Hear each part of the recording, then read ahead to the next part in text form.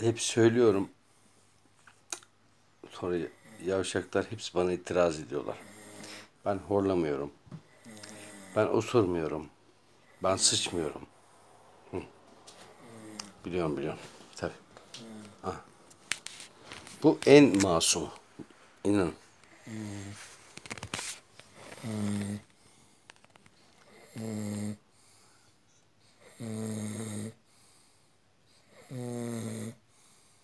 Tabii. Evet. Tabii ki.